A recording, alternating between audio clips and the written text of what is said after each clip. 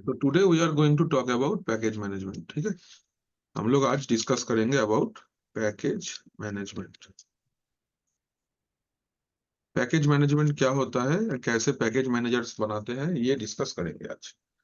So let me show you here. Package management क्या होता है? Package management is a process of installing the first party software. ठीक है, package management एक process है जिसको यूज करके आप फर्स्ट पार्टी सॉफ्टवेयर को अपना सिस्टम पे इंस्टॉल करते हो। आप अगर अपना सिस्टम पे कुछ एप्लीकेशन को इंस्टॉल करना चाहते हो तो you have to go with package management. ठीक है, पैकेज मैनेजमेंट क्या होता है? आप लोग जैसे आपका विंडोज में, just like your Windows Windows में क्या होता है कि हम लोग को अगर कोई फर्स्ट पार्टी सॉफ्टवेयर इंस्टॉल करना होता है तो हम लोग उसको इंस्टॉल करने के लिए कुछ यूज करते हैं जिसको हम लोग बोलते हैं कंट्रोल पैनल, है ना। कंट्रोल पैनल के अंदर में हम लोग को मिलता है পুরা इसका विंडो। আমি এখানে একটা নোটসটা একটু দিয়ে দিই, দাঁড়াও এক মিনিট। ठीक है, देखो ध्यान से इधर। So if I talk about package management, so package management is a technology to manage first party software. ठीक है, फर्स्ट पार्टी सॉफ्टवेयर मतलब जो एप्लीकेशंस ऑपरेटिंग सिस्टम के साथ में ही मेरा ओएस के अंदर में प्रेजेंट रहता है। मतलब just like if you go to control panel, actually to go to appwiz.cpl, तो यहाँ पे आपको विंडोज में ये विंडोज फीचर्स आपको दिख रहे हैं। Can you see this everyone? ये यस विंडोज सर। आपको दिख रहा है ना? Yes sir. तो ये जो विंडोज फीचर है, देखो ये Windows features are not installed after I have. ওই এটা সিস্টেমটা বড় ডিসপ্লেতে আসছে না লাইভ। উইন্ডো পি প্রেস করো, ডুপ্লিকেট করবে। নরমালি লাইভ টিভি করলে হবে না? লাইভ টিভি করলে দেখাচ্ছে এইচডিএমআই কানেক্ট। আচ্ছা এক মিনিট একটু দাঁড়াও, হ্যাঁ একটা মিনিট দাঁড়াও, আমি এক মিনিট। Let's continue. अंकन गुड मॉर्निंग। तो देखो ये आपका जो विंडोज का कंट्रोल पैनल होता है, इसके अंदर में ये जो सॉफ्टवेयर सारे आपको दिख रहा है ना, ये सारे एप्लीकेशंस है। लाइक डॉटनेट फ्रेमवर्क, हाँ, data centre bridging, device lockdown, guarded, Hyper-V, IIS, हाँ, तारे माइक्रोसॉफ्ट प्रिंट टू पीडीएफ, ये सब चीजें, सर्विसेज फॉर एनएफएस, हाँ, printer document services, telnet, TFTP, ये सब कुछ ऑपरेटिंग सिस्टम के साथ में ही आया था, राइट। आपको ये सबको अलग से इंस्टॉल करने का जरूरत नहीं है, मतलब इसको अलग से सिस्टम के अंदर लाने का जरूरत नहीं है। It is there when you install the operating system. ऐसे एप्लीकेशंस को हम लोग बोलते हैं फर्स्ट पार्टी एप्लीकेशंस। क्या बोलते हैं? We call it first party applications. इसको हम लोग क्या बोलते हैं? What do we call it? We call it first first party. Part application. Third party application किसको बोलते हैं? जिसको हम लोग डाउनलोड करते हैं। वो आपको कहाँ पे दिखेगा? वो आपको कंट्रोल पैनल में ये जगह पे दिखेगा, जिसको आपने बाहर से इंस्टॉल किया, like Adobe Acrobat Reader, Android Studio, Cisco Packet Tracer, DFC++, Foxit Reader. ये मैं यूज करता हूँ, Foxit Reader for PDF, GNS3, Google Chrome, ये एक लिब्रे ऑफिस। ये सब कुछ आप माइक्रोसॉफ्ट का ऑपरेटिंग सिस्टम इंस्टॉल करने के साथ में ही आपको नहीं मिलता है। If you want to use them to navigate to their respective website, आपको इसको डाउनलोड करना पड़ेगा, then you can use it. Okay, so these applications are called as what? First party softwares or first party applications. Am I clear? Yes or no? Yes sir. So in Linux also there are some first party applications and also you have some third party applications. First party applications operating system के साथ में ही आता है and third party applications आपको उसका particular website से download करना पड़ेगा। करेक्ट है? Yes or no? इतना दूर क्लियर है? यस तो सर। अगर यस सर। अगर हम लोग अपना सिस्टम पे फर्स्ट पार्टी, ये पैकेज मैनेजमेंट चैप्टर में हम लोग डिस्कस करेंगे अबाउट फर्स्ट पार्टी सॉफ्टवेयर। क्या डिस्कस करेंगे? Will discuss about the first party software. First party software मतलब जो ऑपरेटिंग सिस्टम के अंदर में प्रेजेंट तो है लेकिन इंस्टॉल्ड नहीं है। ये ऑपरेटिंग सिस्टम के अंदर में प्रेजेंट है लेकिन इंस्टॉल्ड नहीं है। If you want to install it you have to use some package management to install it। अच्छा, এবার প্যাকেজ ম্যানেজমেন্ট বারবার বলছি। What is package management? Package management एक सॉफ्टवेयर, एक ऐसा आप बोल सकते हो ऐसा मैनेजमेंट सॉफ्टवेयर है जिसको यूज करके आप कोई भी एप्लीकेशन को अपना सिस्टम पे इंस्टॉल करते हो। जस्ट लाइक कंट्रोल पैनल, हमारे पास में हमको कोई भी एप्लीकेशन फर्स्ट पार्टी अगर इंस्टॉल करना है जो कि ओएस के साथ में अवेलेबल है, उसके लिए आपको कंट्रोल पैनल में जाना पड़ता है, उसमें विंडोज फीचर्स में जाना पड़ता है, देन आपको सिलेक्ट करना पड़ता है। Let me show you this. यहाँ पे देखो कंट्रोल पैनल में हम गए, यहाँ पे विंडोज फीचर्स में आप जाते हो। सपोज करो आपको ये TFTP क्लाइंट इंस्टॉल करना है, so you have to check this and then you have to okay, and after that installation is going to be started. ये देखो इंस्टॉलेशन हो रहा है। This is the process how Windows works, right. कि control panel पहले से system पे रहता है, आपको उस कंट्रोल पैनल के पास जाना होगा, ठीक है। देखो ये मेरा एप्लीकेशन इंस्टॉल हो गया। नाउ अगर यही चीज आप लिनक्स प्लेटफॉर्म पे करना चाहते हो, so I need control panel like thing that is called as package manager. क्या बोलते हैं उसको हम लोग? What we call it package manager. So हमारे पास जैसे विंडोज में एक ही पैकेज मैनेजर है दैट इज कंट्रोल पैनल या एप्लीकेशन विजार्ड जिसको बोलते हैं हम लोग, लिनक्स प्लेटफॉर्म पे we have this kind of package management as per the distribution. आप जानते हो कि विंडोज का only and only distribution Microsoft है, दैट्स वाई उसका उतना ज्यादा फ्लेवर्स अवेलेबल नहीं है। But Linux is open source operating system जहाँ पे डिफरेंट डिस्ट्रीब्यूशंस, डिस्ट्रो बोलते हैं हम लोग इसको, डिस्ट्रो। तो इस डिस्ट्रो अवेलेबल है एंड डिस्ट्रो के अंदर अलग अलग डिस्ट्रीब्यूशन का अलग अलग पैकेज मैनेजर होता है। मींस अगर red Hat based operating system आप यूज करते हो, जो एप्लीकेशन या जो मैनेजर सॉफ्टवेयर यूज करके आप पैकेजेस इंस्टॉल करेंगे, एप्लीकेशंस को इंस्टॉल करेंगे, उबंटू में वो यूज नहीं होगा, या सूस लिनक्स में वो यूज नहीं होगा, आर्च लिनक्स में वो यूज नहीं होगा, यूनिक्स में वो यूज नहीं होगा। It depends on the distribution we are using on which by आप पैकेज को इंस्टॉल करना चाहते हो। अगर आप अपना पैकेज को Red Hat based operating system पे इंस्टॉल करना चाहते हो, तो जो एप्लीकेशन या जो मैनेजर सॉफ्टवेयर को यूज करके आप पैकेज को इंस्टॉल करेंगे, अगर यही सेम टू सेम पैकेज आप उबंटू में इंस्टॉल करते हो, काली लिनक्स में इंस्टॉल करते हो, तो it will be entirely different. Just package manager will be different. Just example, अगर मैं FTP सर्विस को इंस्टॉल करता हूँ लिनक्स में, रेड हैट लिनक्स में, तो हम लोग लिखेंगे याम इंस्टॉल FTP। बट इसी को अगर हम लोग काली लिनक्स में इंस्टॉल करेंगे तो हम लोग लिखेंगे apt get FTP। तो कमांड क्यों डिफरेंट है? Because package managers are different, ठीक है। ये विंडोज में नहीं है। विंडोज में only there is single company who is distributing the operating system, ये विंडोज का फ्लेवर अलग है। But if we talk about Linux, there are open source, means there are lots of companies have Linux, and as per their process आपको उसका particular package manager को install करना पड़ेगा। Am I clear? Are you getting my point? Hello everybody. Yes, sir. बाकी लोग को समझ में आ रहा है, हाँ या ना? Yes, sir. बुझते पारছো तो? सो अगर हम लोग रेड हैट, सेंटोस या फिर फेडोरा, ये तीन ऑपरेटिंग सिस्टम को यूज करते हैं। If I use Red Hat, if I use CentOS, if I use Fedora, तो पैकेज मैनेजर सॉफ्टवेयर का नाम है RPM।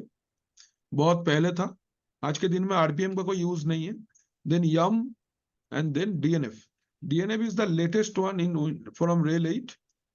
आप यम भी यूज कर सकते हो, आप RPM भी यूज कर सकते हो, तीनों ही यूज कर सकते हो करंट OS में। बट इंडस्ट्री एग्जाम के टाइम पे आपको DNF इंस्टॉल यूज करना पड़ेगा।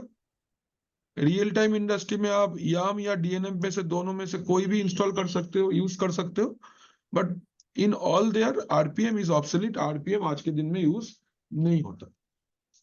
लेकिन अगर आप डेबियन बेस्ड ऑपरेटिंग सिस्टम पे जाते हो, डेबियन बेस्ड मतलब लिनक्स मिंट, उबंटू, काली, पैरोट, रॉकी, ये सब लिनक्स जो है, इसमें APT करके, APT is the package manager, apt या APT बोलते हैं हम लोग इसको, ठीक है। अगर आप सूस लिनक्स यूज करते हो, SUSE Linux is mainly used in European countries. SUSE Linux का ज़ाइप करके, ZYPP करके एक पैकेज मैनेजर है, इसको यूज किया जाता है। आर्च लिनक्स यूज करते हो तो पैकमैन बोल के एक तो पैकेज मैनेजर सॉफ्ट माने पैकेज मैनेजर है। एंड यूनिक्स ऑपरेटिंग सिस्टम पे PKG SRC करके एक पैकेज मैनेजर होता है। तो depends on the distribution your company is using, आपको उसके रिलेटेड इंस्टॉल करना पड़ेगा। Are you getting my point everybody? Yes और नो? इसको इंस्टॉल क्यों करें सर। इसका काम क्या है किसका? सर? आरपीएम का सर। आरबीएम का काम यही है, अगर तुम ऑपरेटिंग सिस्टम इंस्टॉल करने के बाद में कोई एप्लीकेशन इंस्टॉल करना चाहते हो तो जैसे इसको कि एमएस ऑफिस वर्ड ऐसे सर। नहीं, ये तो थर्ड पार्टी है, मैं फर्स्ट पार्टी का बात कर रहा हूँ। जस्ट लाइक एफटीपी सर्वर, हाँ, लाइक वेब सर्वर, जो कि तुम्हारा सिस्टम के अंदर में ही पहले से रहता है बट Yes. इंस्टॉल नहीं रहता है। जैसे कंट्रोल पैनल में तुम टेलनेट क्लाइंट एनेबल करते हो, जस्ट ले सर्वर मैनेजर पे तुम एडीडीएस रोल इंस्टॉल करते हो, Yes, sir. सेम अगर आप वही करना चाहते हो, if you want to do that the same thing in Linux, तो आपको पैकेज मैनेजर का जरूरत होगा। Good morning everybody, getting my point? Hello, समझ में आ रहा है? Yes, sir. Yes, sir. Yes, sir. There are three package manager software as we are learning Red Hat. So हम लोग इन तीनों पैकेज मैनेजर के बारे में डिस्कस करेंगे। First is RPM, second one is YAML and third one is DNF। RPM का full form red hat package manager है। ये ओल्डेस्ट पैकेज मैनेजर सॉफ्टवेयर है। इसका डिपेंडेंसीज रिजॉल्व नहीं कर सकता है। डिपेंडेंसी रिजॉल्व नहीं कर सकता है मतलब, सोचो यहाँ पे एक छोटा सा एक चीज देखो,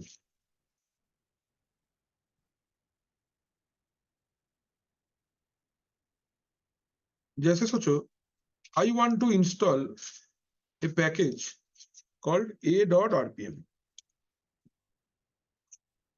ठीक है। मुझे एक पैकेज इंस्टॉल करना है जिसका नाम है a.rpm, ठीक है। क्या है नाम? a.rpm। अभी ये जो a.rpm पैकेज है, इस a.rpm पैकेज को अगर इंस्टॉल करना है तो इसका कुछ रिक्वायरमेंट्स है। रिक्वायरमेंट है मतलब कि रिक्वायरमेंट ये है कि ये इंस्टॉल करने के लिए आपको b.rpm एंड से c.rpm पहले से होना चाहिए, ठीक है। जैसे आप सोचो कि आप अगर एडीडीएस इंस्टॉल करना चाहते हो या फिर आप कोई भी राउटर में राउटिंग करना चाहते हो तो उसके पहले आईपी एड्रेस देना पड़ता है। बिफोर आईपी एड्रेसिंग आप तो राउटिंग नहीं कर सकते। किसको राउटिंग करोगे? आईपी एड्रेस तो नहीं है कि नहीं? तो a.rpm जो है, इसको हम लोग क्या बोलेंगे? We call it major package. क्या बोलते हैं इसको? हम लोग बोलते हैं we call it major package. Major package जिसको आप एक्चुअल में इंस्टॉल करना चाहते हो, that is called as major package. क्या बोलते हैं इसको हम लोग? We call it major package. But इस मेजर पैकेज को इंस्टॉल करने के लिए आपको ये दोनों पैकेज का जरूरत होगा, माने b.rpm एंड c.rpm, ये दोनों का जरूरत होगा। तो हम लोग ये b.rpm और c.rpm को हम लोग लिनक्स का लैंग्वेज में बोलते हैं, we call it dependency packages. क्या बोलते हैं? We call it dependency packages. Dependency मतलब a.rpm package is dependent on b.rpm and c.rpm। अगर ये दोनों इंस्टॉल नहीं है पहले से तो a.rpm पैकेज इंस्टॉल नहीं हो पाएगा। Everyone getting my point? Hello, sir एक Yes, बार और sir. पढ़िए, समझ में नहीं आया। सोचो, जस्ट टेकिंग एग्जांपल हियर, सोचो आई वांट टू ऐसा सोचो ऐसे कि मेरा एक सिस्टम है जिसमें मैं एमएस ऑफिस इंस्टॉल करना चाहता हूँ। I want to install MS Office, but MS Office install करने के लिए आपका सिस्टम, सोचो एमएस ऑफिस 2019 इंस्टॉल करना है मुझे, ठीक है। ये मेरा क्या हो जाएगा? What do we call it? We call it major package, है ना। हम लोग इसको क्या बोलेंगे? Major package. ये एक्चुअल में हम इंस्टॉल करना चाहते हैं, इसको हम लोग बोलेंगे क्या? Major package. अभी लेकिन ये वाला इंस्टॉल करने के लिए कुछ रिक्वायरमेंट्स है। हम लोग बोलते हैं ना जिसको रिक्वायरमेंट्स, क्या बोलते हैं? वी कॉल इट रिक्वायरमेंट्स, और एक टर्म है that is called pre requisite. Pre requisites.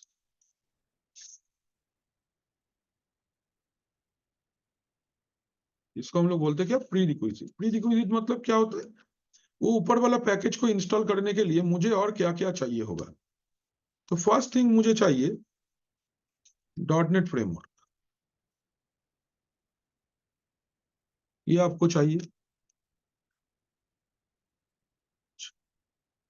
Second, आपका एटलीस्ट विंडोज 10 अगर इंस्टॉल कर रहे हो तो विंडोज 10 का 22H2 वाला अपडेट चाहिए। एक अपडेट का नाम है 22H2 अपडेट चाहिए। तो अगर ये दोनों इंस्टॉल्ड नहीं है तो आपका MS ऑफिस इंस्टॉल नहीं हो पाएगा। तो MS office is known as major package, and ये नीचे का .NET framework and Windows 10 22H2 are called as what, इसको हम लोग क्या बोलेंगे, we call it dependency. Dependency package. Yes, we call it dependency packages. Dependency package. Sir Linux में sir ये एमएस ऑफिस डाउनलोड हो सकता है क्या? हाँ, MS ऑफिस लिनक्स में क्यों डाउनलोड होगा, लिनक्स के लिए ये है, तो माइक्रोसॉफ्ट का प्रोडक्ट है ना, वो इसमें नहीं चलेगा। इसके लिए लिब्रे ऑफिस है, ओपन ऑफिस है, ये सब है। ऑफिस का काम करना होगा तो उसमें हाँ तो कर लेंगे। सार्वर में कोई ऑफिस का काम तो नहीं करता, वो क्लाइंट ओएस का एप्लीकेशन आता है। लिनक्स का जो तुम्हारा क्या बोलते हैं, जो क्लाइंट ओएस है ना, क्लाइंट ओएस में already offices Libre office install किया हुआ ही रहता है। इफ यू इंस्टॉल उबंटू या इफ यू इंस्टॉल फेडोरा, उसमें पहले से ही एमएस माने लिब्रे ऑफिस इंस्टॉल किया हुआ रहता है। ये ऐसा दिखता है लिब्रे ऑफिस, देखो मेरे पास है, मैं यूज करता हूँ। ये वर्ड है, एमएस ऑफिस राइटर, जो हम लोग का एमएस ऑफिस वर्ड है ना, ये ऐसा दिखता है। ये देखो, it looks like this, same है, ऑलमोस्ट सेम इज देयर। तो ग्राफिकल है सर, हाँ पूरा ग्राफिकल है सर। हाँ, तो एमएस ऑफिस तो ग्राफिकल ही, एमएस ऑफिस कब से कमांड लाइन होने लगा। तो मैं बोल रहा हूँ ना, जो सर्वर में हम लोग इसको यूज नहीं करेंगे, server is for application hosting only. Okay, server के थ्रू आप किसी को एप्लीकेशन दो, बट एमएस ऑफिस किसके लिए, एमएस ऑफिस फॉर क्लाइंट, जो एंड यूजर्स है उसके लिए। एंड यूजर तो अपना सिस्टम पे क्लाइंट ओएस चलाएगा ना, जो जिसमें ग्राफिकल रहेगा। ये गलतफहमी है कि लिनक्स ओनली CLI बेस्ड होता है। Linux servers are CLI, but Linux clients OS is having graphics, no problem.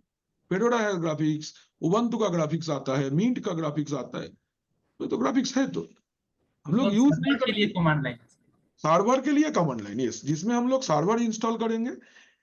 बोल सकते हो जिसको एंटरप्राइज सॉफ्टवेयर होता है, जिसके थ्रू आप किसी एप्लीकेशन को होस्ट करोगे, किसी को कोई सर्विस दोगे, कोई सर्वर रन करोगे, DNS DHCP Apache Nginx container, कोई भी टाइप का सर्विस आप होस्ट करना चाहते हो, then I need the server. Otherwise मैं विंडोज 11 यूज करने का जरूरत ही नहीं है। I can use Ubuntu, I can use Fedora, but people as we are familiar with Windows, तो दैट्स वाई हम लोग विंडोज यूज करते हैं। अगर आप 6 महीना एक साथ में Linux based client OS use करोगे, आपको अच्छा लगेगा, खराब नहीं है। पहला बात तो डर नहीं है कि भाई ये पैसा लग हमको क्रैक करना पड़ेगा, वो सब कुछ झमेला ही नहीं है। बात मेरा समझ रहे हो। बट हम लोग बचपन से विंडोज चलाते आए हैं, दैट्स वाई हम लोग विंडोज को यूज करते हैं। एंड माइक्रोसॉफ्ट का एक बहुत अच्छा बिजनेस पॉलिसी ये है कि आप अगर कोई भी लैपटॉप लेते हो तो उसमें पहले से ही विंडोज लोड किया हुआ रहता है। बहुत सालों पहले जब हम लोग पहले पहले IT में आए थे, उस टाइम पे लैपटॉप मिलता था डॉस बेस्ड। डेल का लैपटॉप में उबंटू इंस्टॉल किया हुआ आता था। उन दिनों विंडोज ऑपरेटिंग सिस्टम इंस्टॉल मिलता था, बट वो ऑप्शनल था। अगर आप बोलोगे तो आपका लैपटॉप में विंडोज इंस्टॉल करके देगा। माने लैपटॉप के साथ में विंडोज नहीं आता था, आपको इंस्टॉल करवा लेना पड़ता। दुकान में एक तो IT का लोग था, जो लैपटॉप का दुकान से आप लैपटॉप लेते, उसमें बंदा रहता है जिसका काम ही है बैठ के इंस्टॉल करके एप्लीकेशन डाल देना। जो भी लैपटॉप खरीद लिया, अच्छा उसके पास दे दो, अभी वो बैठ के इंस्टॉल करेगा, आपका गूगल क्रोम इंस्टॉल करके देगा, जो जो एप्लीकेशन। उसके पास एक पैकेज, एक पेन ड्राइव रहता है, इंस्टॉल फटाफट फटाफट इंस्टॉल करते रहता है। It was a job role, but currently it is not there. ये जॉब रोल हट गया, पूरा है ही नहीं। क्यों? बिकॉज माइक्रोसॉफ्ट ने ऐसा कर दिया है, हर एक लैपटॉप मैन्युफैक्चरिंग कंपनीज के साथ में टाई अप करके OEM टेक्नोलॉजी लाया है। OEM का मतलब होता है ऑपरेटिंग सिस्टम लैपटॉप के साथ पहले से ही रहेगा, और उस लॉगिन करना है। खाली लॉगिन करना है, बस लॉगिन करके पासवर्ड दे देना, दैट्स इट, और कुछ नहीं। आपको बोलेगा एक आईडी बना लो, बना के लॉगिन कर लो, माइक्रोसॉफ्ट अकाउंट लॉगिन हो जाएगा। बट ये पहले ऐसा नहीं था। But we have this opportunity for desktop. Desktop पे आप आज भी अपना मनपसंद ऑपरेटिंग सिस्टम इंस्टॉल कर सकते हो, नॉट ए प्रॉब्लम, कोई दिक्कत ही नहीं है। लैपटॉप में नहीं कर लैपटॉप में नहीं कर सकते हैं, लैपटॉप में हम बिल्कुल नहीं कर सकते। सकते वर्चुअल मशीन खाली वर्चुअल मशीन में बनाओ, वर्चुअल मशीन में काम करो, ये कर सकते हो। But if you want to install Linux on the laptop physically होगा ना, नहीं होगा, तो लिनक्स में लैपटॉप तो होगा सर, नहीं मिलता है नहीं ना, नहीं मिलता, एकदम नहीं मिलता है। ठीक है, एग्जाम में जो देता है सर, वो तो इंस्टॉल करके देता है ना, वो लाइव ओएस चलाता है पेन ड्राइव में, इरनवुड जैसा लाइव ओएस बना के डाल देके उसके बूट करवा देता है। जैसे तुम पेन ड्राइव खोल दोगे अपना विंडोज ऑन हो जाएगा। हाँ, मेनली जो एग्जाम के टाइम पे जो सिस्टम्स मिलते हैं नॉर्मली डेस्कटॉप मिलता है। बट मेरा एग्जाम के टाइम पे लैपटॉप मिला था मुझे, क्योंकि वो एग्जाम सेंटर के ऊपर डिपेंड करता है वो तुमको कैसा डिवाइस देगा, ये तुम कुछ नहीं कर सकते। ठीक है, तो मेरे को लैपटॉप मिला था, तो उसमें लाइव ओएस पेन ड्राइव लगा हुआ था। मैंने आई अंडरस्टूड दैट। बोलो, हेलो। हाँ, तो पेन ड्राइव लगा हुआ था, उस पेन ड्राइव को जैसे तुम निकाल दोगे वो विंडोज चालू हो जाएगा उसमें वापस। Yes, anyone was asking anything? और कोई पूछ रहा था कोई कुछ? सर OEM अनलॉक करने के बाद भी नहीं होगा, मैं पूछ रहा नेटवर्क इशू की वजह से नहीं होगा, कर रही है। लिनक्स इंस्टॉल नहीं होगा आज के दिन में। तुम हर बार में पायरेटेड में क्यों चले जाते हो? वही हम अनलॉक कर लेंगे, जेल ब्रेक कर लेंगे। कंपनी में ये सब नहीं कर सकते। कंपनी में ऐसा करोगे तो उसी दिन जॉब चला जाएगा। कंपनी पे करता है ओईएम के लिए, बात को समझो। तुम्हारा सिस्टम को सर अपडेट कंपनी का नहीं बोल रहे सर, पर्सनली यूज के लिए बोल रहे थे। पर्सनली भी नहीं करो, पर्सनली तो तुम्हारा और नहीं। कंपनी में हमको जो बोलेगा हम वही करेंगे ना सर, उसके अलावा कुछ नहीं बोल रहे, करेंगे। मेरे बात समझो। तुम अगर अपना कंपनी कंप्यूटर का भी जेल ब्रेक करते हो ना, that system stops getting update. ये तो अच्छा बात है ही नहीं। कौन सा इंटरनेट के थ्रू क्या वायरस घुसेगा, क्या जरूरत है? कोई जरूरत नहीं है, मत करो। तुमको जो भी प्रैक्टिस करना है वर्चुअल में करो, फिजिकल सिस्टम को छुओ भी नहीं, लीव इट। जो तुमको प्रैक्टिस करना है अच्छे से एक रैम लगा के वर्चुअल मशीन बना लो, नहीं करो। और अच्छा बात मैं बोलूं, एक इंस्टेंस ले लो क्लाउड का, उसमें जो करना है करो। मेरे पास तो ऐसा तरीका है, हम तो ऐसा करते हैं ना। मेरे को अगर मेरा ये जो डेस्कटॉप है अभी घर में, वो उसके पहले हम क्या करते थे पता है? एक 16 GB रैम वाला वर्चुअल मशीन क्लाउड से लेते थे, उसके अंदर GNS3 इंस्टॉल करके प्रैक्टिस करके फिर उसको डिलीट कर देते थे। 10-15 रुपया लगता है, खत्म करो, और क्या। बेस्ट है। अगर आपको उतना पैसा नहीं है आपके पास में कि मैं उतना फिजिकल सिस्टम के लिए इन्वेस्ट करूं, बेस्ट चीज एक अच्छा रिसोर्स वाला एक, आप तो वहां पे रैम प्रोसेसर सिलेक्ट कर सकते हो क्लाउड में।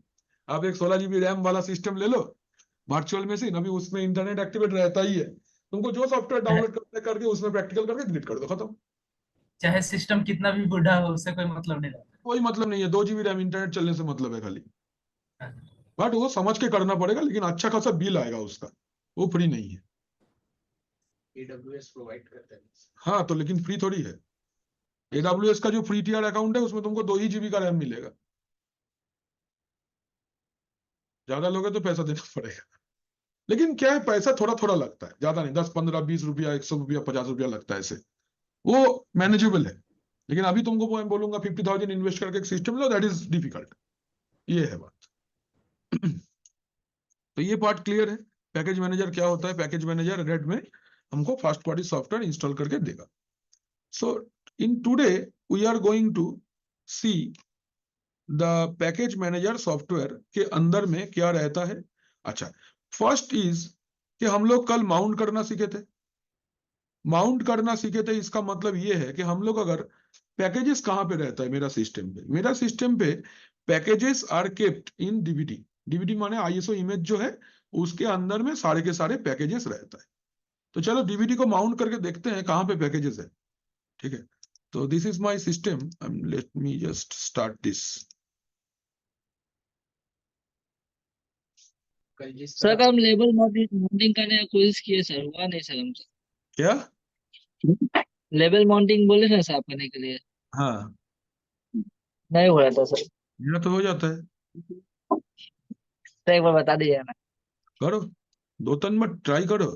इतना जल्दी नहीं बताएंगे, करो ना, तुम करके फंस सर जाओ। 2-3 घंटा बैठ के प्रैक्टिस किया था, नहीं हुआ था, पूछ रहे थे। हम हमको पूछना चाहिए था। देखो ठीक है, दिखा देंगे। अच्छा, यहाँ पे डिवाइस में जाना है, ऑप्टिकल ड्राइव में जाना है, और आपका ऑपरेटिंग सिस्टम का आईएसओ सिलेक्ट करना है। ये डीवीडी आपका वर्चुअल मशीन के साथ कनेक्ट हो गया। VMware पे कैसे करना है?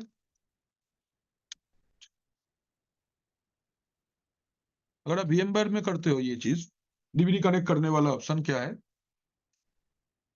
सोचो कि ये आपका एक वर्चुअल मशीन है,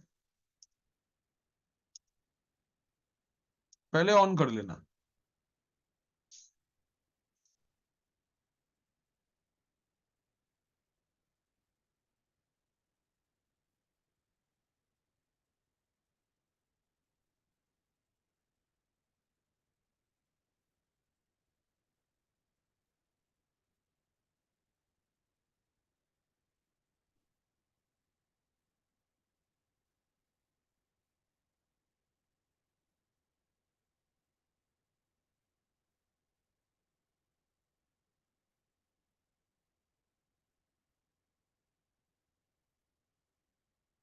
इसके ऊपर ऐसे आप राइट क्लिक करते हो, करके सेटिंग्स में जाओगे, जाके यहाँ पे CD DVD ऑप्शन मिलेगा, ये रहा। यहाँ पे आईएसओ इमेज को सिलेक्ट करके जस्ट कनेक्टेड को चेक कर देना। ये ऑफ रहेगा, ये ऐसा रहेगा हाल में। आपको खाली क्या करना है, इसको चेक लगा के यहाँ पे ओके कर देना है, दैट्स इट, और कुछ नहीं करना। वन चेक कर रहे हैं। अनचेक रहता है, चेक करना है, ठीक है।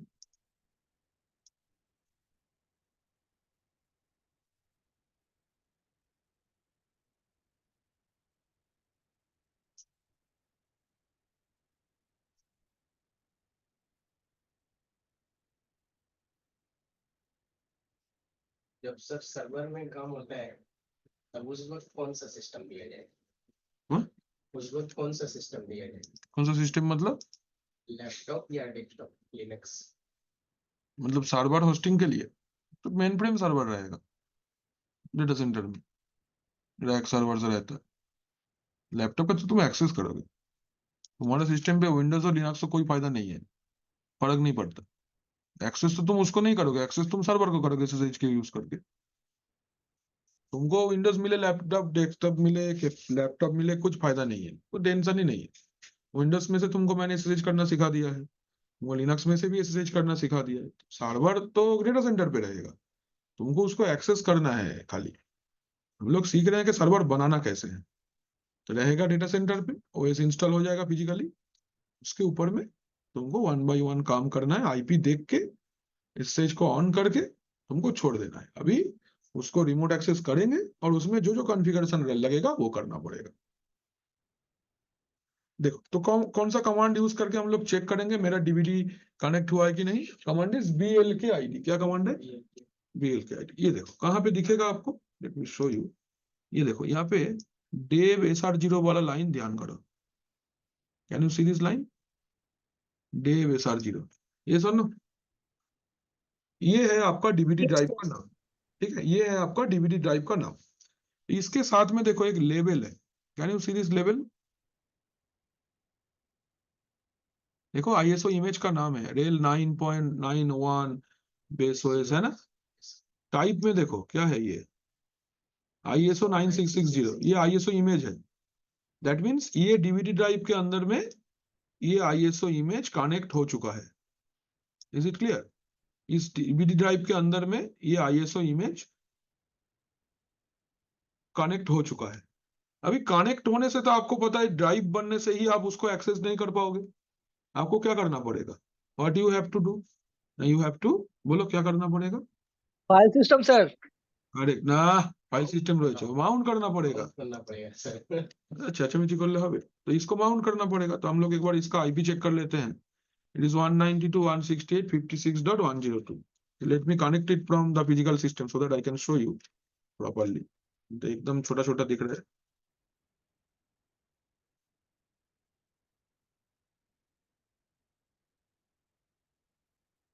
is 192.168.56.102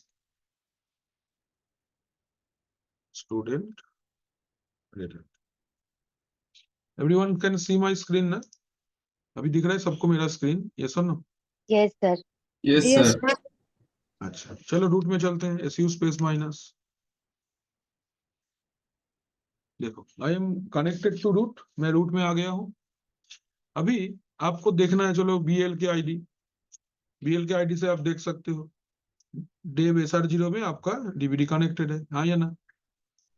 एक और कमांड से भी देख सकते हो, command is DF minus TH। इसमें नहीं दिखेगा, ये मिनिमल इंस्टॉलेशन है तो इसमें नहीं दिखेगा। ग्राफिकल अगर होता तो यहाँ पे भी दिखता। तो आप लोग BL के आईडी कमांड ही यूज करना, ठीक है? ये डेव SR0 दिखेगा अलॉन्ग विथ आपको ISO इमेज भी कनेक्टेड दिखेगा। अच्छा, ISO इमेजेस को अपना सिस्टम पे कनेक्ट करने के लिए हमारे पास 2 माउंट पॉइंट पहले से ही रहता है।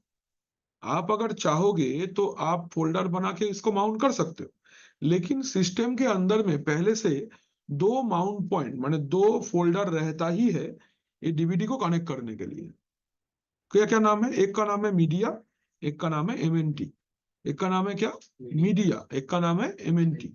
MNT माउंट, MNT देखो, माउंट डेव SR0, इसको माउंट करना है कहां पे?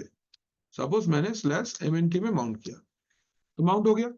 अभी आप इस DVD के अंदर में जो भी MNT के अंदर में दिखेगा तो ls/MNT, can you see all the packages, ये सब कुछ अवेलेबल है आपका ऑपरेटिंग सिस्टम का ISO के अंदर में।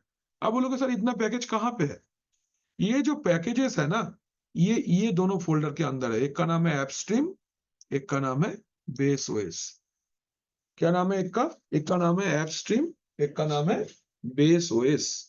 बेस OS के अंदर में क्या रहता है? ऑपरेटिंग सिस्टम को चलने के लिए जो यूटिलिटीज चाहिए, माने core operating system packages are stored inside base OS, whereas the applications utilities, हजारों एप्लीकेशंस अगर आप चाहिए तो आपका वो रहता है ऐप स्ट्रीम के अंदर में। तो ऐप स्ट्रीम के अंदर में क्या रहता है? ऐप स्ट्रीम के अंदर में सारे एप्लीकेशंस रहता है, और बेस OS के अंदर क्या रहता है? Packages related to the operating system. Operating system को चलाने के लिए जो पैकेजेस चाहिए वो बेस OS के अंदर में रहता है, और एप्लीकेशन को चलाने, एप्लीकेशंस कहां पे रहता है? Applications are stored in app stream. Am I clear? तो अगर हम लोग ऐप स्ट्रीम के अंदर देखते हैं, लेट से चलो ls/MNT ऐप स्ट्रीम का A कैपिटल, ध्यान रखना। देखो इसके अंदर में पैकेजेस बोल के एक तो फोल्डर है। यस, हम लोग इस पैकेजेस के अंदर चल लेते हैं। See these are all packages, ये ऑल सारे के सारे पैकेजेस है। क्या है ये सारे पैकेजेस है। इसमें से एक भी इंस्टॉल्ड नहीं है, इसमें से एक भी पैकेज इंस्टॉल्ड नहीं है, but if you want you can install it. ठीक है, इसको इंस्टॉल, आप एक भी इंस्टॉल्ड नहीं है, if you want to install you can install it. कहां से इंस्टॉल करेंगे? DVD से। लेकिन एवरी टाइम आप इस DVD से पैकेज जब इंस्टॉल करोगे, there is a simple and small problem here. क्या प्रॉब्लम है? पहला बात तो ये है कि आपको हर वक्त ISO इमेज नहीं मिलेगा, ठीक है, और सर्वर में आप जो सो चीजें कॉपी भी नहीं कर पाओगे, या DVD भी डायरेक्ट सर्वर में आप कनेक्ट नहीं कर पाओगे। तो इसी जगह पे आपको चाहिए होगा एक पैकेज मैनेजर जो आपका इस पैकेजेस को अपना सिस्टम पे इंस्टॉल करके देगा। सो कौन से पैकेज मैनेजर का मैंने नाम बताया? मैंने बताया RPM का नाम, मैंने बताया YUM का नाम, और मैंने बताया DNF का नाम। Am I clear? एक का नाम है RPM, एक का नाम है YUM, एक का नाम है DNF। Clear?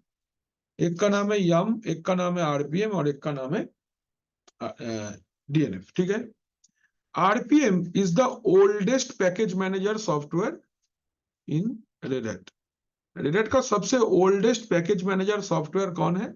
It is RPM। RPM का full form is Red Hat package manager. Problem क्या है इसका? ये डिपेंडेंसी फाइंड आउट नहीं कर सकता। सोचो, A पैकेज को इंस्टॉल करने के लिए मुझे B, C और D पैकेज का जरूरत है। RPM is unable to find out B, C and D। You have to know कि ये पैकेज को इंस्टॉल करने के लिए साथ में और क्या क्या चाहिए। And that is very difficult to remember, क्योंकि कभी कभी ये जो लिस्ट ऑफ पैकेजेस रिक्वायर्ड है ये 50-60 भी हो सकता है। अब 50 पैकेजेस का नाम याद रखोगे? बिल्कुल नहीं रखेंगे। सोच के देखो, सोचो कि मैंने HTTP पैकेज को इंस्टॉल किया, HTTP माने IIS है ना, वेब सर्विस मुझे अगर इंस्टॉल करना है, तो वेब सर्विस को इंस्टॉल करने के लिए आपको जो पैकेज का जरूरत होगा वो पैकेज इस HTTP, लेकिन इसको इंस्टॉल करने के लिए इसका बैकग्राउंड पे और 30-40 पैकेजेस चाहिए होगा, जो पैकेज RPM फाइंड आउट नहीं कर पाएगा। आपको क्या करना होगा? पहले उन 40 पैकेजेस को इंस्टॉल करना पड़ेगा, देन HTTP सर्विस इंस्टॉल होगा, जो कि पॉसिबल नहीं है। आप कितना याद रखोगे, कितना लिख के रखोगे? पॉसिबल है क्या? नहीं पॉसिबल है। तो RPM का फेलियर ये जगह पे है कि RPM पैकेज तो जल्दी से इंस्टॉल कर देगा। किसके लिए है RPM? RPM वो सबके लिए है जिसका डिपेंडेंसी नहीं है। जिसका क्या है? डिपेंडेंसी नहीं है। डिपेंडेंसी मतलब एसोसिएट पैकेजेस आपको नहीं चाहिए, पैकेज अकेला इंस्टॉल हो जाएगा। Example is FTP package. FTP का कोई डिपेंडेंसी नहीं है, उसको बोलोगे इंस्टॉल करने को, RPM इंस्टॉल कर लेगा, कोई दिक्कत नहीं है। लेकिन जो पैकेजेस थोड़ा कॉम्प्लेक्स है मतलब उसको इंस्टॉल करने के लिए आपको कुछ अलग अलग पैकेजेस का जरूरत है, वही जगह पे RPM is the failure, RPM नहीं कर पाएगा। Is it clear? हाँ या ना? हेलो एवरीबॉडी, क्या आप Yes, sir. Yes. RPM use करके कैसे इंस्टॉल करना है? Command is RPM minus IVH, I for install, V for verbose, H for human readable print है, I for install, V for verbose and H হচ্ছে for output बा human readable करके आपको दिखाएगा। क्या इंस्टॉल करना है? FTP। लेकिन FTP पैकेज कहां पे है? आपने DBT माउंट किया है MNT के अंदर। MNT के अंदर क्या है? एपस्ट्रीम। एपस्ट्रीम के अंदर क्या है? पैकेज। पैकेज के अंदर BSFTPD। BSFTPD का full form very secure FTP daemon. हाँ, very secure FTP, FTP service का लिनक्स में ये नाम है BSFTPD। आप टैब प्रेस करोगे ये नंबर जितना आ जाएगा। अब BSFTP लिख के टैब मारो, बाकी आ जाएगा, आपको याद रखना नहीं है। आप अगर इसको इंस्टॉल करते हो, देखो ये इंस्टॉल हो गया, इसके लिए कोई पैकेजेस का जरूरत नहीं है, तो इसके लिए RPM ठीक है। लेकिन अगर आप RPM को बोलते हो कि भाई RPM तुम हमको इंस्टॉल करके दो MNT के अंदर से एपस्ट्रीम के अंदर पैकेजेस के अंदर में HTTPD ये पैकेज को इंस्टॉल करो, वो क्या बोलेगा देखो। बोलते ऐसा कोई फाइल ही नहीं है। क्यों? अच्छा चलो हम लोग और एक पैकेज देखते हैं। तो जो काप्स पैकेज एक है, काप्स का सपोज मैं काप्स क्लाइंट इंस्टॉल करना चाहता हूं, क्या बोल रहा है देखो। अब जस्ट ये लाइन को देखो, एरर, एरर दिख रहा है आपको?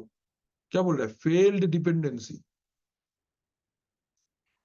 काप्स लीव्स इक्वल टू ये वाला is needed by cups client. तो ये जो पहला वाला पैकेज है, ये इसको हम लोग बोलेंगे डिपेंडेंसी, और ये है आपका मेजर पैकेज। ये आपको सीधे सीधे बोल दिया इज नीडेड, मतलब पहले आपको इसको इंस्टॉल करना पड़ेगा, देन आपका ये इंस्टॉल होगा। ठीक है, देखो एक और है, लीव काप्स so.2 इज नीडेड बाय काप्स। सो ये दोनों are the dependency packages. Original package कौन सा है? ओरिजिनल पैकेज आपका या मेजर पैकेज आपका ये वाला है। ये जगह पे RPM फेलियर है, बिकॉज ये देख तो सकता है कि क्या क्या डिपेंडेंसी है, बट ये डिपेंडेंसी को इंस्टॉल नहीं कर पाएगा। ये आपको एक लिस्ट बना के दे देगा, आपको 1 by 1 इंस्टॉल करना होगा, देन आपका ये काप्स पैकेज या देन आपका वो मेजर पैकेज इंस्टॉल होगा। तो इसको करना कैसे है? एक लॉन्ग प्रोसेस है, RPM माइनस IVH। इसको क्या करो, इसको कॉपी कर लो, ये वाला जो है इसको कॉपी करके अब यहाँ पे पेस्ट कर लो। इसको पहले कहाँ पे है ये बोलना पड़ेगा, MNT के अंदर अपस्ट्रीम के अंदर, पैकेजेस के अंदर। बोलছে ऐसा कुछ है ही नहीं।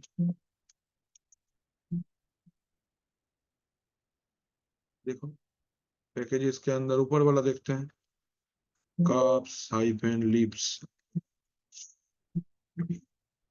नहीं है पैकेज। क्यों नहीं है? बिकॉज आरपीएम संभाल ही नहीं पा रहा है ये क्या है, नहीं हो रहा है। इसी जगह पे मुझे एक ऐसा पैकेज मैनेजमेंट का जरूरत होगा जो ऑटोमेटिकली डिपेंडेंसी को सर्च भी कर लेगा एंड सर्च करने के बाद उसको अपना सिस्टम पे इंस्टॉल भी कर ले। Everyone getting my point? या Yes, sir. Yes sir. বাকিরা বুঝতে পারছো? দুজন বুঝতে পেরেছে খালি। Is it clear to? Hello sir. হ্যাঁ স্যার, হ্যালো বল। স্যার। হ্যাঁ স্যার। স্যার বলছি ওইটার মধ্যে ডিপেন্ডেন্সিটা নেই বলে হয়নি নাকি লিভ কাপসটা নেই বলে হয়নি আরপিএম এ? ডিপেন্ডেন্সি গুলোকে আগে ইনস্টল করতে গেলে ডিপেন্ডেন্সিরও ডিপেন্ডেন্সি থাকে, আচ্ছা ঠিক আছে? এইগুলো পারে না আরপিএম এত কমপ্লেক্স প্যাকেজ ইনস্টল করতে। আরপিএম কে আচ্ছা ফরওয়ার্ড প্যাকেজ ইনস্টল করতে বলবে ও করে দেবে, যেমন এফটিপিটা করলো। बट আচ্ছা স্যার। पैकेज जो कि आपका डिपेंडेंसी के साथ होगा, RPM is unable to install that, RPM उसको इंस्टॉल नहीं कर पाएगा। Is it clear? Okay sir okay. तो इसी जगह पे हम लोग का जो न्यू पैकेज मैनेजर सॉफ्टवेयर है दैट इज YAM या फिर DNF, आप बोल सकते हो YAM या फिर DNF इज वेरी, क्या बोल सकते हैं, या DNF, ये दोनों बहुत एफिशिएंट है to install those dependencies along with the major package. अगर आप YAM को बोलते हो कि भाई YAM तुम एक काम करो, तुम मुझे HTTP पैकेज को इंस्टॉल करके दो, YAM बोलेगा ठीक है कोई दिक्कत नहीं है हम कर लेंगे। तो YAM पहले क्या करेगा, वो डिपेंडेंसी को सर्च करेगा कि कौन कौन सा पैकेजेस चाहिए मुझे अगर HTTP सर्विस इंस्टॉल करना है तो वो सर्च कर लेगा, उसको पता भी चल जाएगा क्या क्या पैकेजेस है। पहले वो ऑल अदर पैकेजेस को इंस्टॉल करेगा, देन वो HTTP को भी इंस्टॉल कर लेगा यूजिंग सिंगल कमांड ओनली। आपको लिखना YAM install HTTPD, rest of the job is done by YAM। बोलो। बोल रहे सर कि आरपीएम और यम में मतलब डिफरेंस क्या है? यम भी तो वही काम कर लेगा, फिर हमको आरपीएम की जरूरत क्यों है? अभी हम बोले, अब तुम बोलो। अभी तो हम वही बोले कि आरपीएम क्या काम करेगा और YAM क्या काम यस करेगा, सर। दोनों का काम सेम है। मैं क्या बोल रहा हूं, YAM का काम ये है कि ये डिपेंडेंसी को सर्च भी करेगा इंस्टॉल भी करेगा। आरपीएम खाली तुमको डिपेंडेंसी खोज के देगा, तुमको मैनुअली 50 डिपेंडेंसी को इंस्टॉल करना पड़ेगा। Are you getting my point? जो कि पॉसिबल नहीं है। Yes sir. YAM को बोलना पड़ेगा कि भाई तुम इसको मेजर पैकेज का नाम बोल दो, अभी वो सर्च कर लेगा कि क्या क्या पैकेजेस उसके लिए चाहिए, उसको इंस्टॉल करेगा, देन मेजर पैकेज को इंस्टॉल कर देगा। ठीक है? मतलब सर हम कोई पैकेज यम से करेंगे तो ऑटोमेटिक उसका डिपेंडेंसीज के साथ उसको इंस्टॉल कर लेगा? बिल्कुल बिल्कुल एकदम, YAM भी कर लेगा यस सर, ऐसा ही तो। हाँ ऐसा ही है, बट एक यही है। सर तो फिर हम आरपीएम क्यों यूज करेंगे? तो आरपीएम में तो फिर वो तो आरपीएम और डिपेंडेंसी। YAM ऑप्शनल नहीं है, बात को समझो। आरपीएम और YAM old, RPM old version है। तुमको पहले मैंने यस सर। सीसी में रीप पढ़ाया था, हाँ या ना? Yes sir. रीप के बाद में क्या OSPF सर? क्या था तो? Yes sir. तो OSPF और रीप क्या एक ही दिन में निकला? ऑप्शन तो नहीं है, नहीं सर। पहले निकला, हम लोग देखे कि इसका क्या क्या शॉर्टकमिंग्स है, देन उसको हम लोग बेटर बनाए रीप वर्जन 2 में, देन आगे चल के उसको बेटर बनाए IGRP में, उसको बेटर बनाए OSPF में, हाँ या ना? Yes sir. आप और स्विच ऑप्शनल नहीं है। आप पहले आया था, हमको दिखा अच्छा ये प्रॉब्लम्स है हब में, चलो एक नया डिवाइस बनाते हैं, ऐसा है। तो आरपीएम पहले आया था, हमको प्रॉब्लम दिखा, देन हम लोग ने YAM डिजाइन किया। ठीक है, ऐसा है बात। Okay sir. यस सर, समझ गए। ठीक है, नाउ YAM के बारे में अभी डिस्कस करते हैं। ये वाला पार्ट आरपीएम का क्लियर है? एवरीवन क्लियर विद आरपीएम, हाँ या ना? Yes sir. एक बार चैट में एक वाई आ जाए तो अच्छा लगे।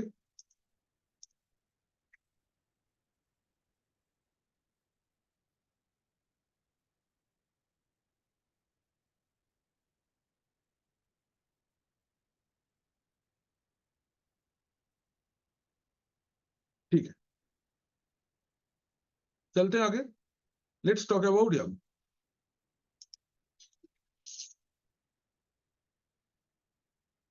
YAM का full form is yellow dog updater modified है। It is yellow dog updater modified, ये है इसका फुल फॉर्म।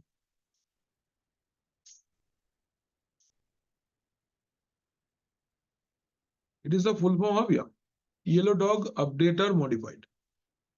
ठीक है, ये एक सर्वर क्लाइंट मॉडल में काम करता है। ये YAM जो है ये एक सर्वर क्लाइंट मॉडल में काम करता है, मतलब इसका एक सर्वर एंड होता है और एक क्लाइंट एंड होता है।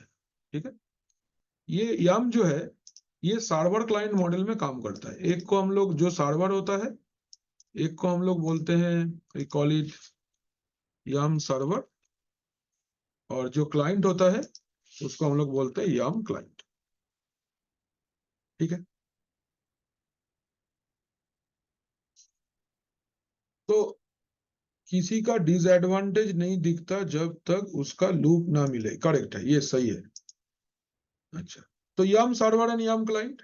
YAM सर्वर क्या करेगा? YAM server is the collection of all packages in A server. ठीक है, YAM सर्वर क्या मेंटेन करता है? Collection of all the packages, जितने सारे पैकेजेस है उसका एक कलेक्शन मेंटेन करता है। आप बोल सकते हो इसको हम लोग बोलते हैं रिपोजिटरी। क्या बोलते हैं? We call it repository. Repository ये एक नया टर्म है जो लिनक्स में बहुत चलता है। रिपोजिटरी मतलब गोदाम जिसको बोलते हैं ना, जिसमें स्टोर रूम जिसको बोलते हैं, ये पैकेज का स्टोर रूम है जहां पे सारे के सारे पैकेजेस रहता है। YAM के अंदर सारे के सारे पैकेजेस रहता है, सर्वर के अंदर। YAM सर्वर के अंदर। YAM क्लाइंट क्या है? YAM क्लाइंट वो डिवाइस है, it is a client system. ठीक है, it is a client system which will access YAM server to install different packages। ठीक है, ये एक क्लाइंट सिस्टम है जो सर्वर को एक्सेस करेगा डिफरेंट पैकेजेस को इंस्टॉल करने के लिए। काकू ये तो जल्दी तो बोलो ना को।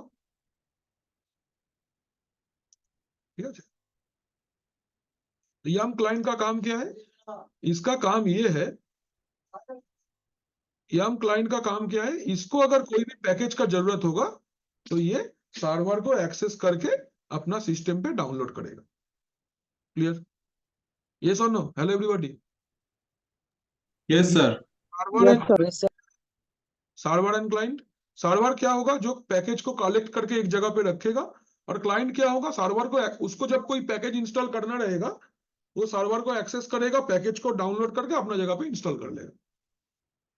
ठीक है, अभी YAM का जो सर्वर होता है, this server can be 3 type, 1 number, 2 number और 3 number.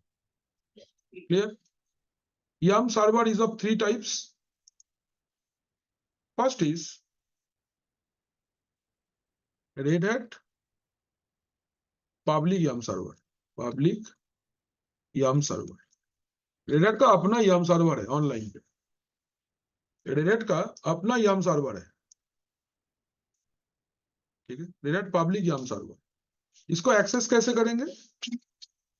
Access through internet and is accessible only if system বা client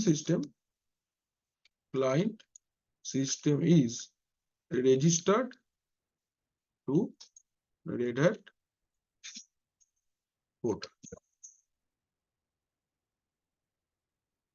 ये जो पब्लिक YAM सर्वर है, ये तुम्हारा रुमाल गिर गया। ये जो पब्लिक YAM सर्वर है, ये पब्लिक YAM सर्वर एक्सेसिबल है सबके लिए, बट कब? जब तुम अपना सिस्टम को Red Hat के साथ में रजिस्टर करोगे, जो हम लोग पहला दिन देखे थे। याद है हम लोग ने रजिस्टर कमांड चलाया था, यस सर, याद है ना? है। Yes, sir. Subscription manager. क्या था? Subscription manager, register manager register sir. Subscription hyphen manager space register. ये कमांड आपको रन करके आपका क्लाइंट को रजिस्टर करना पड़ेगा। तो रेड हैट का जो अपना YAML सर्वर है वहां से आप पैकेज को डाउनलोड कर सकते हो। करेक्ट है एवरीवन? क्लियर है? DNF रन करके सब पैकेज इंस्टॉल यस सर। फिर आपको DNF रन करके सारे के सारे पैकेजेस को इंस्टॉल करना होगा। जो भी पैकेजेस आप इंस्टॉल करना चाहेंगे तो आपको इंस्टॉल करना होगा। Am I clear with this? Yes or no? Yes, sir. Yes sir. Yes, sir. आगे जाओ, आगे जाइए। हाँ sir. Next type of YAML server can be a LAN based YAML server. LAN based YAML server. LAN based YAML server. LAN based YAML server माने this server is hosted by the organization जिसमें आप काम कर रहे हो। Okay, hosted by the, this is hosted by the organization, जो भी organization में आप काम कर रहे हो, and packages are नहीं जाओ बोलेगा ना कि পুরো করে দিও স্যার ঢুকে পড়ে আগে 2 নম্বর ঝাড়ু মারলাম সবগুলো চালিয়ে চালিয়ে স্টার্টার করে দিলাম ঝাড়ু মারলাম and packages are distributed using network based services like कौन सा पैक सॉफ्टवेयर आप यूज कर सकते हो? You can use FTP, you can use HTTP। আমি দুটো সার্ভারই বানিয়ে দেখাবো, HTTP and FTP। इसको यूज करके हाँ टेक्स्ट ट्रांसफर प्रोटोकॉल। हाँ और फाइल ट्रांसफर प्रोटोकॉल, इसको यूज करके आप लैन बेस्ड कर सकते हो। इसके लिए आपको रजिस्ट्रेशन का जरूरत नहीं है। ठीक है, एक चीज ध्यान रखना है, client system is not needed to register to Red Hat portal। ठीक है, क्लाइंट सिस्टम को Red Hat पोर्टल में रजिस्टर करने का कोई जरूरत नहीं है। ठीक है,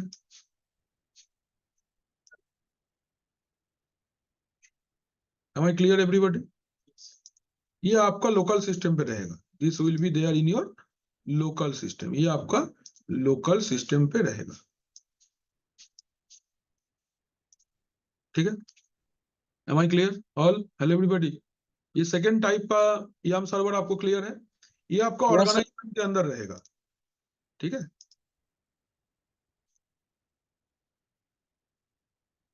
आगे जाओ। Third is a decentralized server।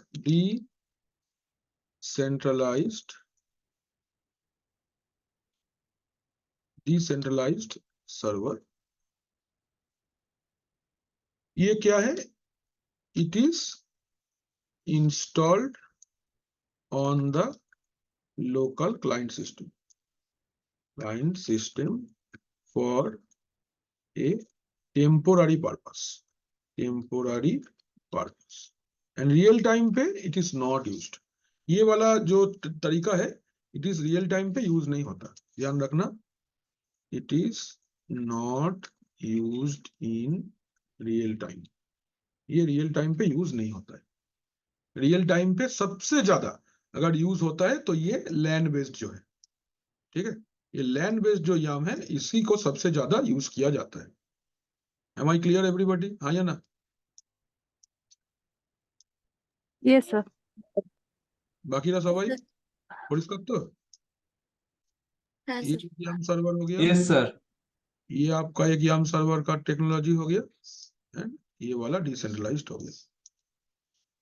YAML server आपने बना लिया 3 टाइप से ना। अभी सर्वर तो बन गया, माने दुकान खुल गया। अभी दुकानदार के पास जाना पड़ेगा, तो दुकानदार के पास कौन जाएगा? क्लाइंट जाएगा। क्लाइंट की तरफ से कौन जाएगा? यहां भी एक छोटा सा कहानी है। ऐसा है कि ये जो YAML सर्वर YAML का जो क्लाइंट होगा, ये YAML क्लाइंट जब भी कोई भी पैकेजेस को इंस्टॉल करना चाहेगा, सोचो when the client wants to install any package, it runs a command in the shell. अब शेल में एक कमांड चलाते हो कि भाई मुझे ये पैकेज चाहिए. So what happens? Then a file called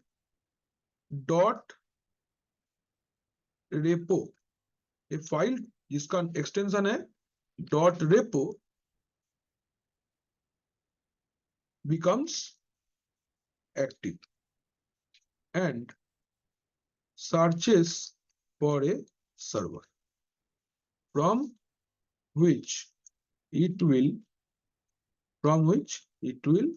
install the, from which it will download and install, from which it will download and install the required packages.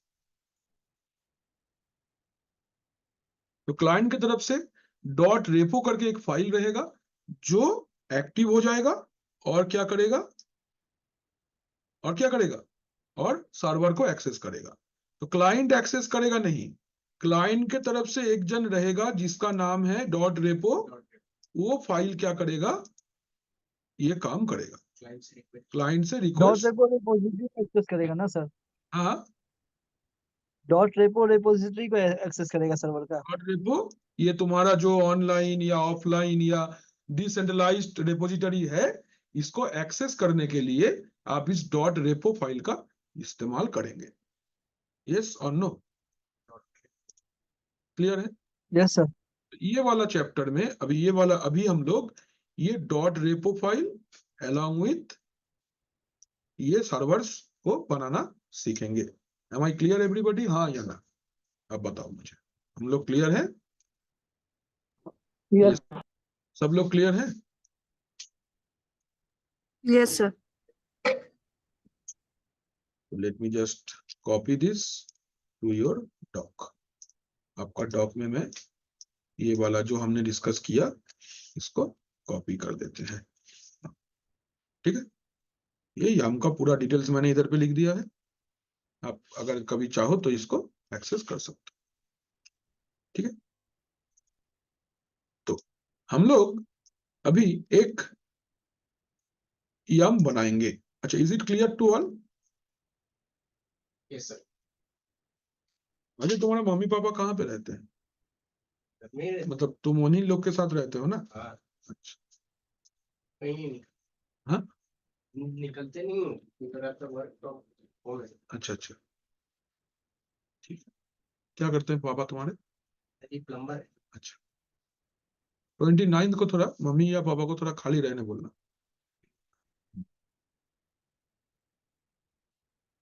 नहीं आ रहा.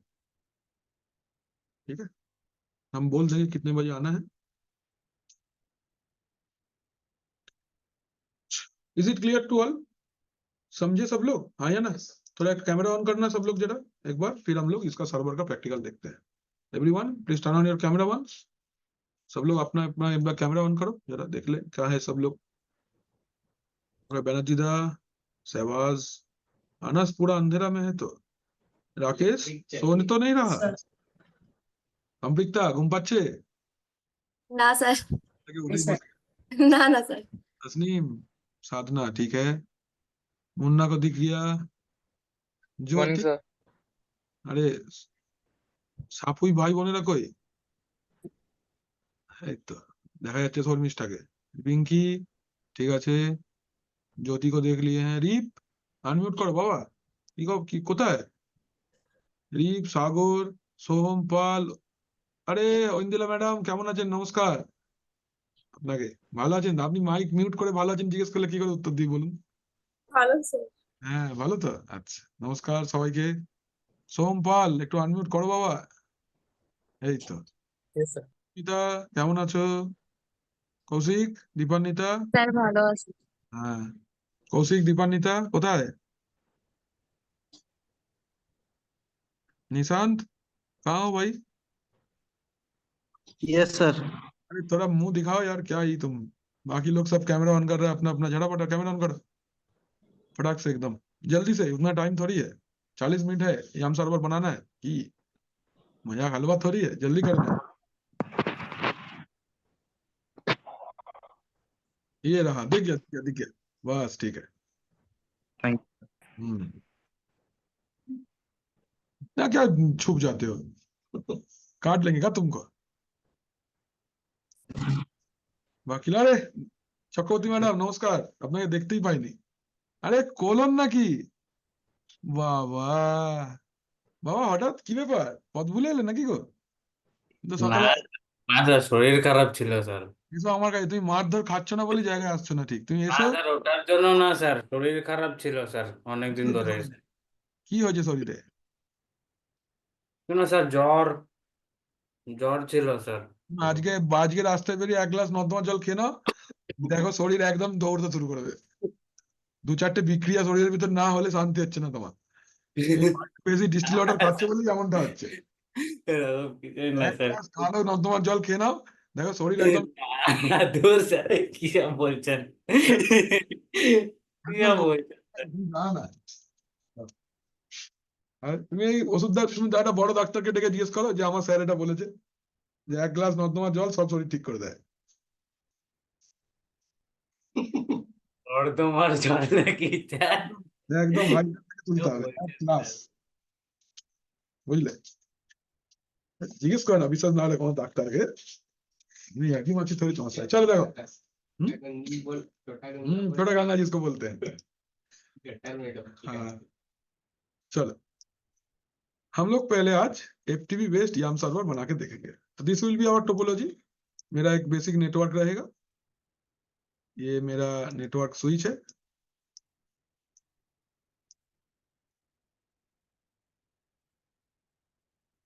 ठीक है, इसके थ्रू ये कनेक्टेड रहेगा और इसके थ्रू ये कनेक्टेड रहेगा। तो ये सिस्टम का नाम है मेरा सर्वर 1.example.com। हम लोग को आईपी एड्रेस भी सेट करना सीखे थे पिछला दिन, इसका आईपी एड्रेस दे देंगे 192.168.10.1। ये मेरा क्या बन जाएगा, ये मेरा बन जाएगा YAM सर्वर यूजिंग कौन सा service, FTP service. YAM server FTP के थ्रू बन जाएगा। और ये मेरा कौन बनेगा, इसका नाम रहेगा client1.example.com। इसका आईपी एड्रेस रहेगा 192.168.10.2 एंड ये मेरा क्या क्या बन जाएगा, FTP based YAM client. Am I clear? Sir ये हाँ, आईपी एड्रेस यही रहेगा, हाँ? चेंज ये आईपी एड्रेस यही रहेगा? तो तुमको और कुछ देने का मन कर रहा है? नहीं नहीं सर, यही यही। देने का मन कर रहा है तो दे सकते हो, कोई दिक्कत नहीं है, तुम्हारा मर्जी, लैन का नेटवर्क तुम्हारे हाथ में है ना, तुम जो मन चाहे आईपी दो, कोई दिक्कत नहीं है। मेरा फेवरेट रेंज है ये, इसलिए मैं देता हूँ इसको। मैं 192.168.10. ही पूरा शुरू से अंत तक यही देता हूँ। तुमको अगर अलग रेंज देना है तो मुझे कोई दिक्कत नहीं है, तुम दो, कोई दिक्कत नहीं है, कोई प्रॉब्लम ही नहीं है, जो मर्जी, but use private IP address, because LAN में है। फिजूल का आईपी 11-12 देने का कोई मतलब नहीं है, वो पब्लिक आईपी है, ठीक है। 10 दो, 172.16 दो, 192.168 रेंज का कोई भी दो, पब्लिक आईपी यूज नहीं करो, यूज प्राइवेट आईपी, जो कि लॉजिक बनता है जिसका उसी का करो। 11, 12, 13, 14 आईपी यूज मत करो, तो पब्लिक आईपी है ना, रियल टाइम पे जिंदगी में यूज करने नहीं मिलेगा। इसलिए 10 का रेंज का आईपी यूज करो, 10.0.0.1, 10.0.0.2, इसको कोई दिक्कत नहीं है। ये वाला पार्ट क्लियर है? यस। चलते हैं, करते हैं। तो ये मेरा पहला सर्वर है, ये वाला, और ये मेरा YAM क्लाइंट है, ठीक है। ये मेरा YAM सर्वर है और ये मेरा YAM क्लाइंट है, ऑलराइट। चलो, इसको पहले आईपी एड्रेस सेट किया जाए, इसका नाम बदल देते हैं, रीनेम करने का ऑप्शन है, देखो तो कहीं दिख रहा है?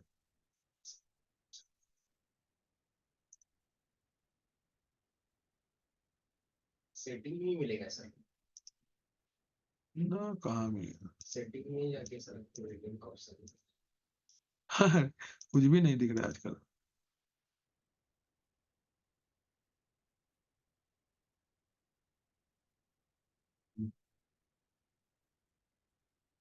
यहीं पे तो था, कोई बात नहीं। ऊपर वाला सर्वर को हम लोग सर्वर बनाएंगे, नीचे वाले को क्लाइंट बना लेंगे। ऑलराइट, ध्यान से देखना। अच्छा देखो, तो ये मेरा सिस्टम है पहला वाला। तो पहला नाम, पहला काम ये, अच्छा मैं एक ना स्टेप लिख के चलता हूँ।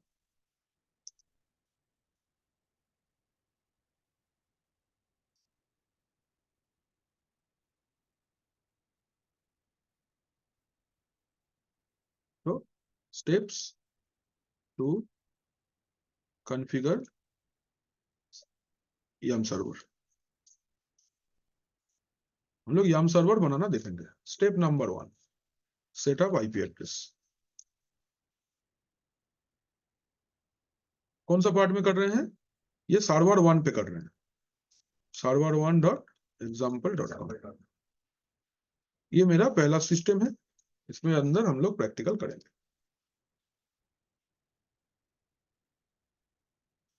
तो step number 1, set host name. Host name set करो पहले। होस्ट नेम क्या सेट करना है? server1.example.com, ये आपको होस्ट नेम सेट करना है। क्लियर है? तो कैसे सेट करना है? वेरी सिंपल ऑप्शन है हमारे पास, कमांड इस nmtui।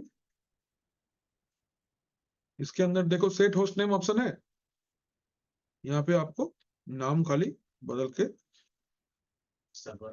server1 कर देना है। ठीक है, ओके ओके, सेट हो गया।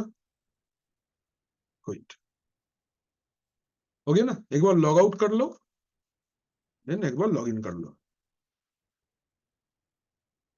देखो server1 हो गया ना। नेक्स्ट क्या है काम? Set IP address.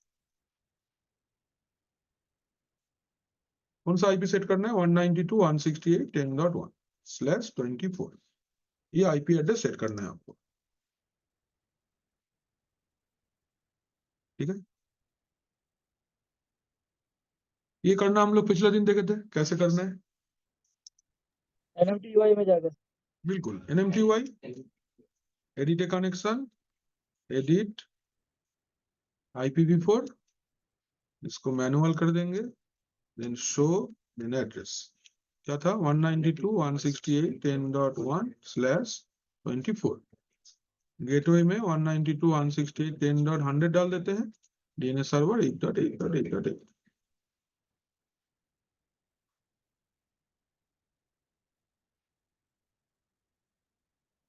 हो गया। देन क्या लिखेंगे? nmcli on up enp0s3। Connection update हो गया। एक बार चेक कर लो, IP 192.168.10.1 ले चुका है। Can you see this? देख लो भाई, ये रहा।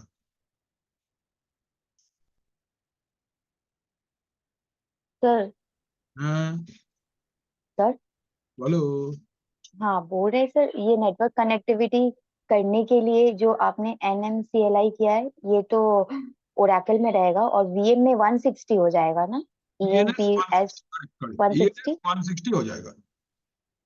अच्छा तुम VMware में जब करोगे ना, किसी में भी करो, तुम ना पहले देख लो कि उसका एडेप्टर का नाम क्या है। जैसे क्या, कौन सा कमांड से देखते हैं हम लोग एडेप्टर का नाम?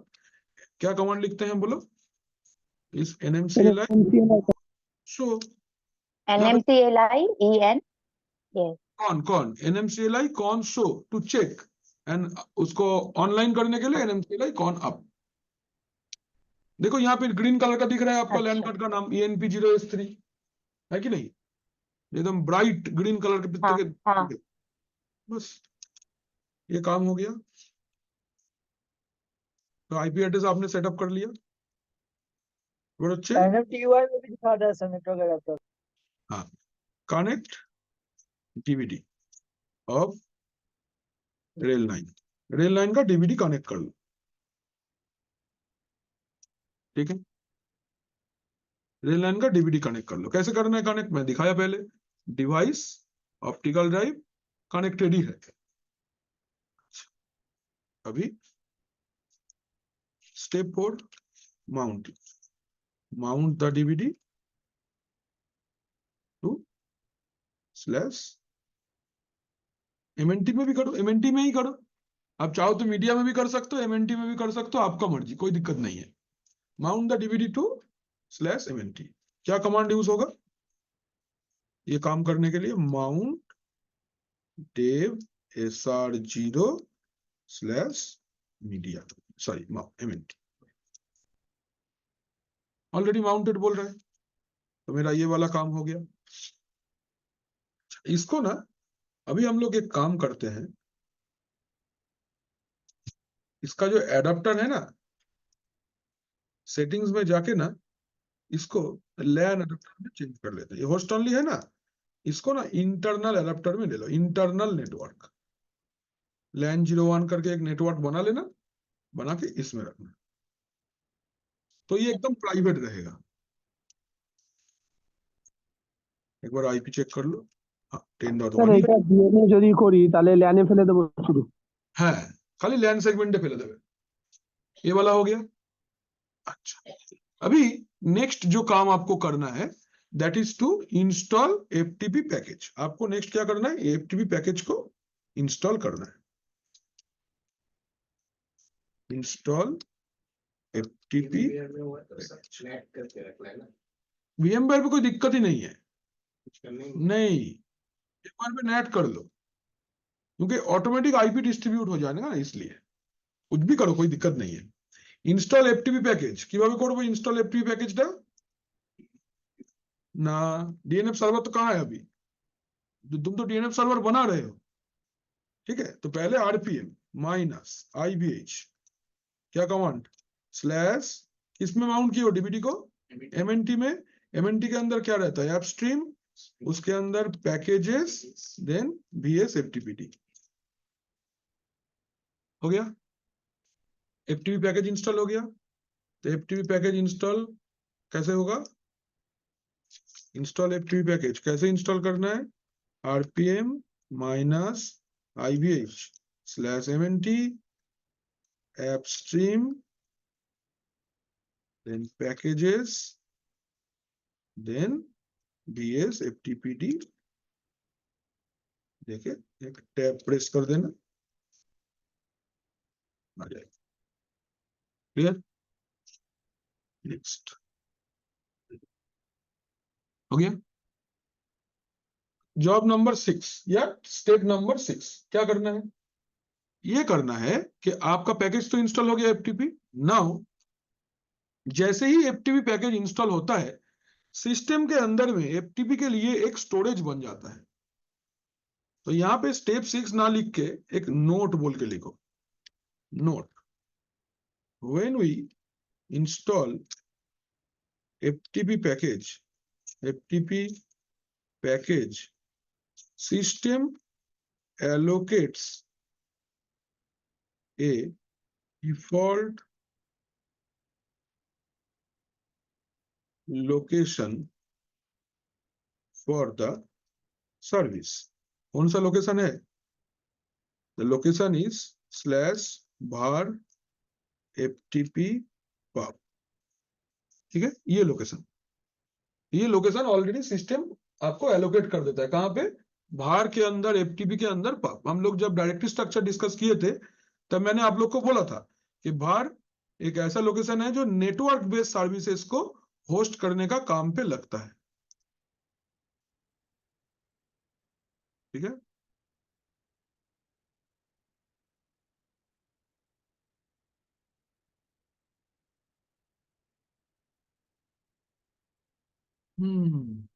चलो हो गया। Now step 6, create a folder inside var FTP pub। var FTP pub के अंदर में एक फोल्डर क्रिएट करो। कहाँ है मेरा var FTP pub? चलते हैं, तो कैसे फोल्डर क्रिएट करते हैं? mkdir, के अंदर रहता है ना सर? हाँ, var FTP पब, इसके अंदर में से मैंने बोला पैकेज का नाम डेटा स्टोर कर लेते हैं, डेटा स्टोर करके एक फोल्डर बना लेते हैं। इसके अंदर में डीवीडी से सारे के सारे पैकेज को उठा के डेटा स्टोर के अंदर में स्टोर कर लो। क्या है, क्या करना है, डीवीडी के अंदर से सारा पैकेज उठा के इस फोल्डर के अंदर में स्टोर कर लेना है। तो copy all packages from DVD to the folder created inside var ftp pub। तो क्या नाम था हम लोग का डेटा स्टोर, क्या लिखेंगे, cp space -rb mnt slash star माने ऑल स्पेस, कहां पे लेके जाना है, var ftp pub के अंदर डेटा स्टोर। ये सारा पैकेजेस कॉपी हो रहा है।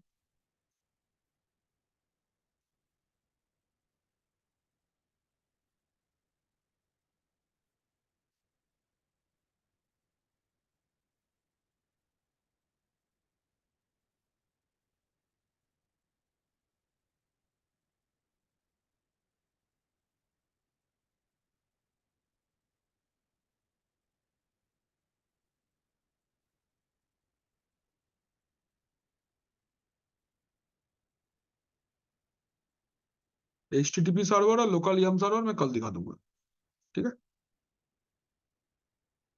ये वाला आज टाइम लगेगा 15-20 मिनट और।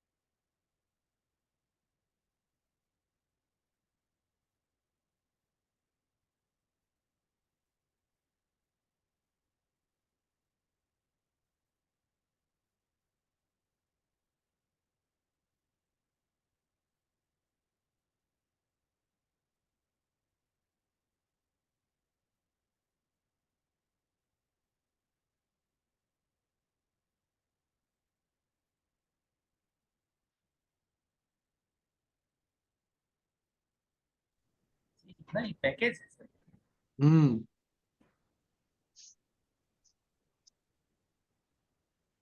1300 कुछ पैकेज होगा।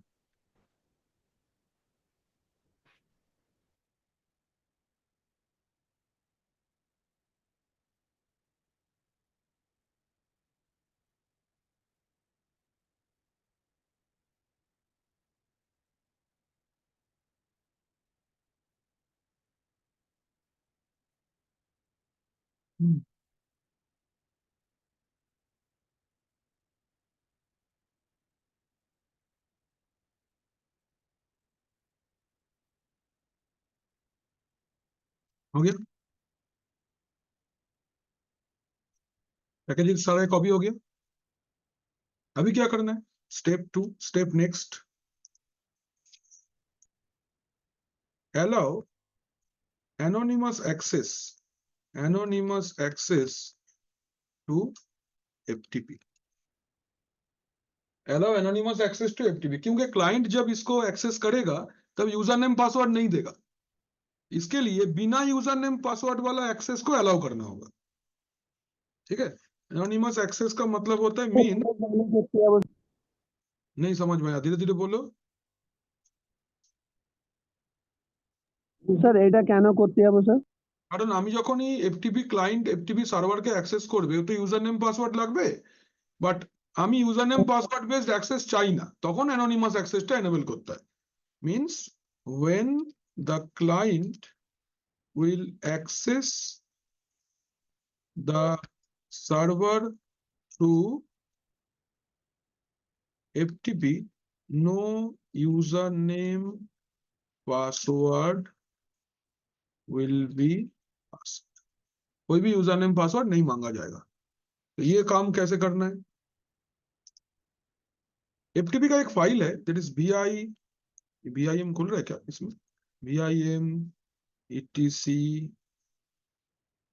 vsftpd vsftpd.conf, ये फाइल है। खुलचे एकदम पहले ही लाइन में देखो, ये देखो एनोनिमस एनेबल दिख रहा है, यानी उसी एनोनिमस एनेबल, इसी को आई प्रेस करके नो है मेक इट यस, बस सेव करके बाहर निकलो, निकल गए।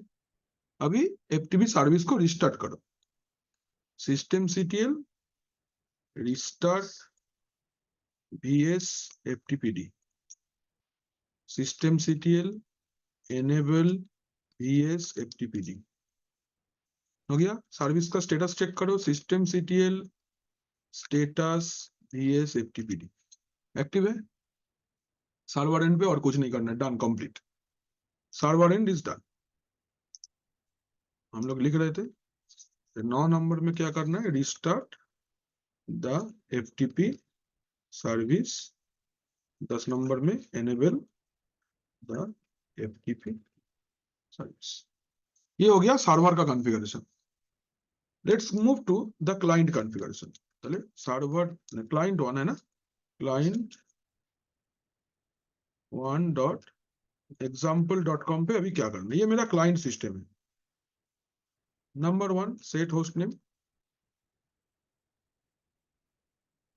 नंबर 2 सेट आईपी एड्रेस, कौन सा आईपी एड्रेस देना है, 192.168.10.2। Turn off firewall, turn off firewall D and turn off and disable AC Linux. ये एक लिनक्स का फायरवॉल है, इसको दोनों को ऑफ करना है। तो ये चारों काम पहले आपको क्लाइंट सिस्टम पे करना। तो क्लाइंट सिस्टम कौन सा है, ये वाला, इसको ऑन करते हैं।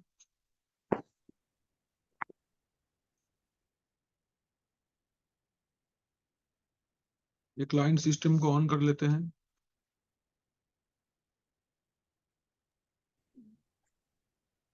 স্যার हम्म স্যার প্রচন্ড মানে বৃষ্টিতে নেটওয়ার্ক ইস্যু হয়ে গেছিল, ওই জন্য স্যার লিভ হয়ে গেছিলাম। হ্যাঁ স্যার। এটা আমার 2 नंबर सिस्टम, इसको हम लोग नेटवर्क में कनेक्ट कर लिया जाए। पहले machine network, it is internal network में जाएगा, LAN 1 में ही रहेगा, और एडवांसेस अलाउ ऑल कर देंगे। हो गया हम लोग का ये connected. First thing first, host name change करना है। सेट होस्ट नेम, क्या नाम है इसका, क्लाइंट 1 है ना, client 1। Okay quit, step 1 done. Next IP address set करना है, nmty एडिट ऑटोमेटिक से मैनुअल शो 192.168.10.2/24 गेटवे 10.100 डीएनएस में 8.8.8.8।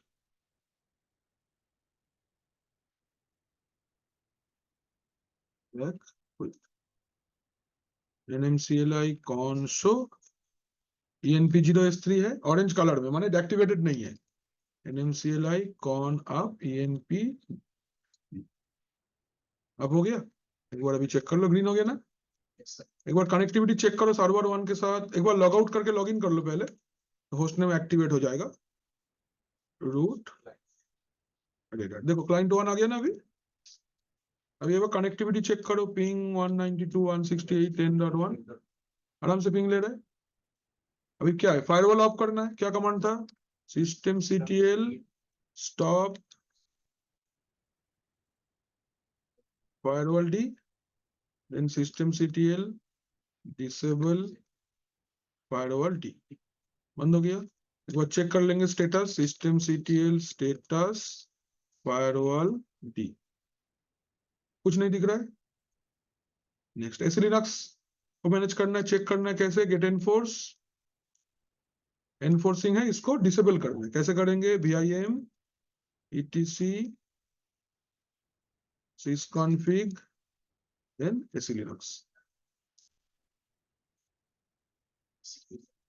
EI से खुलेगा। SE Linux देखो एनफोर्सिंग मोड में है ना, इसको आप क्या लिखो, मेक इट डिसेबल्ड। सिस्टम को एक बार रिस्टार्ट करो, नहीं तो ये एक्टिवेट नहीं होगा।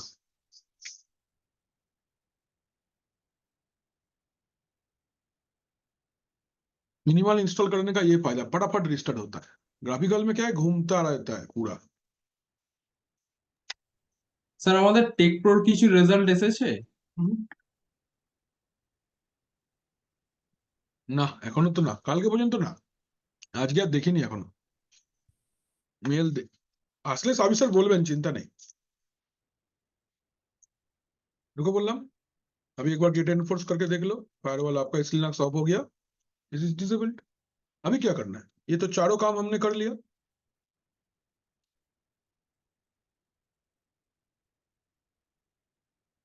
ठीक है ना।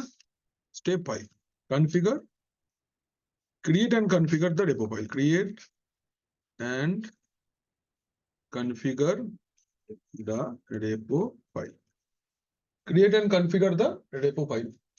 ठीक है ना। अभी रिपोजिटरी फाइल, ये बहुत इंपॉर्टेंट है, ये वाला पार्ट ध्यान से देखना है। ये फाइल को आपको बनाना है फिर से, अभी ये वाला फाइल को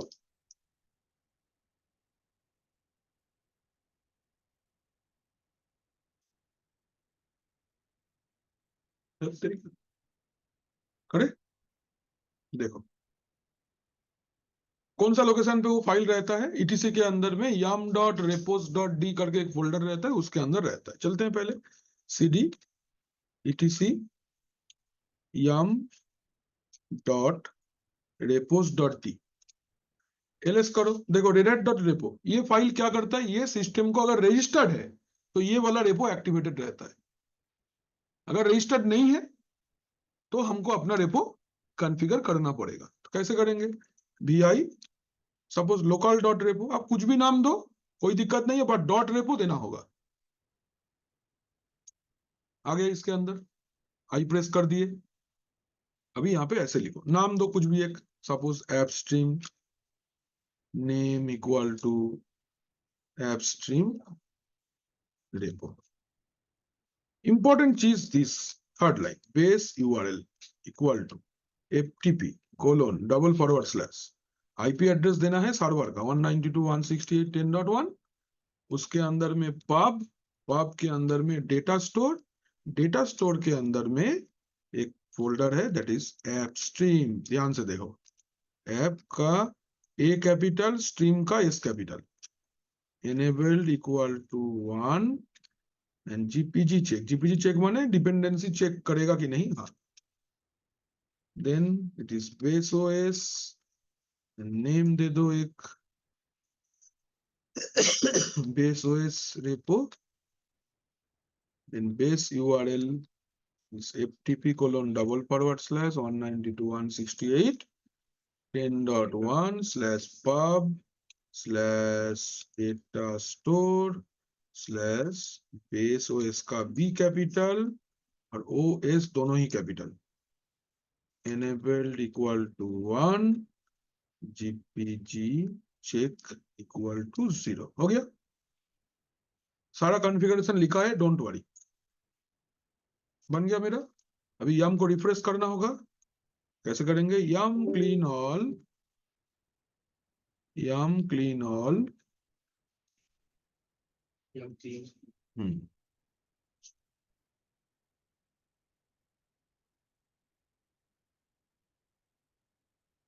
तो ये सर आरपीएम में ये कनेक्ट हो गए सर्वर के साथ, हाँ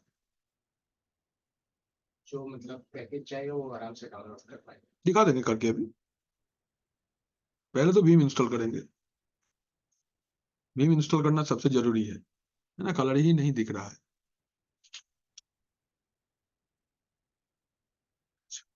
सो नेक्स्ट लिखेंगे yum अपडेट।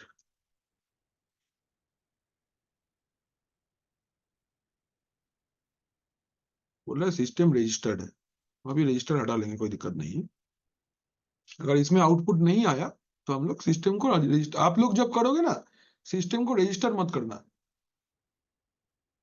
ये वाला प्रैक्टिकल रजिस्टर्ड सिस्टम पे नहीं होगा, जस्ट इंस्टॉल करना, रजिस्टर मत करना।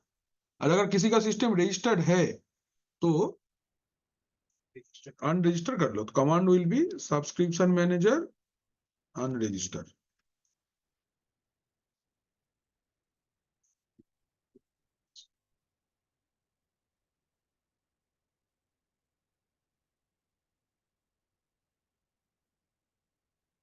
इसके लिए सर 2 सिस्टम चाहिए। नेटवर्क एरर बोल रहा है, एक मिनट है, मैं जस्ट क्लाइंट को एक बार इंटरनेट में कनेक्ट कर लेता हूं। NMTUI एडिट automatic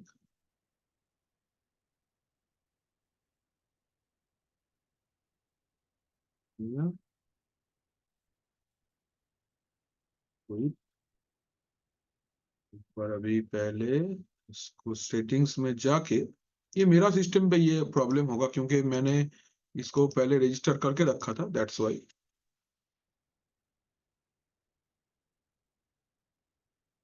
मैं लिख रहा हूँ NMCLI कॉमन आप ENP0S3 IP स्पेस ए।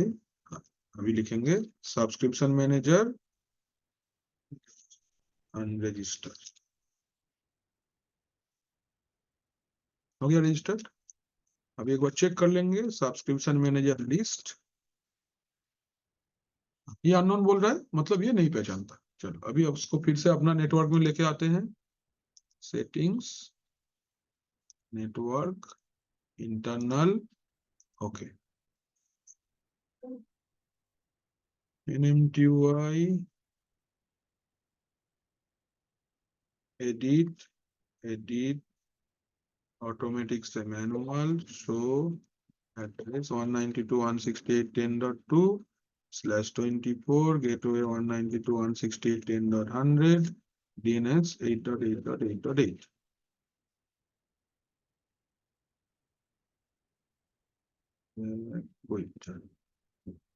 NMCLI gone up ENP0S3 हो गया, देन IPA हो गया चेक। एक बार देखते हैं इंस्टॉल करके, yum update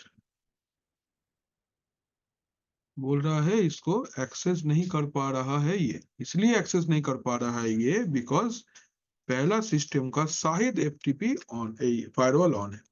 system CTL status firewall, हाँ system CTL stop firewall D, system CTL disable firewall. एक बार गेट एनफोर्स कर लेते हैं, गेट एनफोर्स, वाह।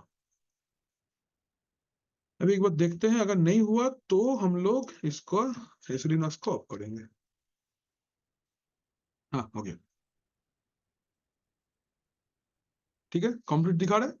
अभी आप लिखो yum इंस्टॉल।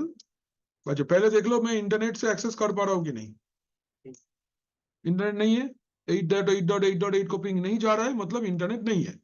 अभी अपना लोकल यम सर्वर काम करेगा। देखो यम इंस्टॉल vim स्टार -y, आपका लैन बेस्ड FTP बेस्ड यम सर्वर काम कर रहा है। तो दिस इज द स्टेप्स। मैं स्टेप्स आपका डॉक में पेस्ट कर दूंगा, आप उसको एक क्लिक करो, करके हमको बताओ, ठीक है। कल हम लोग HTTP का यम सर्वर बना के देखेंगे और लोकल यम सर्वर बना के देखेंगे, जो कि मेरा एक सिस्टम पे डिसेंट्रलाइज्ड हाल में रहेगा। ओके सर अटेंडेंस दे दीजिए सर। किसका? राकेश कुमार सर 350।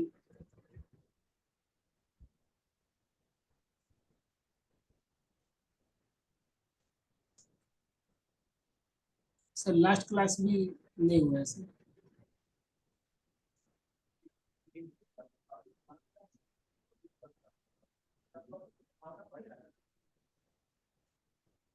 ठीक है, इससे पहले भी किए हुए हैं सर सब क्लास।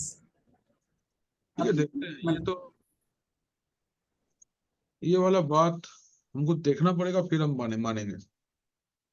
देखेंगे तुम ज्वाइन किया है तो जरूर देंगे, क्यों नहीं। हम देखने का ऑप्शन है मेरे पास काफी। ओके सर, चलो ठीक है। मिलते हैं कल, रिकॉर्डिंग में अपलोड कर दूंगा कुछ देर में। স্যার আমার অ্যাটেন্ডেন্সটাও দিয়ে দিন। আমি কি করবে অ্যাটেন্ডেন্স দিন, তুমি মাঝে মাঝে আসো। বলুন বাবু, ওটা অ্যাবসেন্ট আছে জানো তোমার? গ্রুপে পাঠাবো অ্যাটেন্ডেন্সটা তোমার এই মাসে, দাঁড়াও না, দেখাচ্ছি তোমার মজা। চলো রাখছি আজকে আমরা এই পর্যন্ত। Thank you for your time, bye by.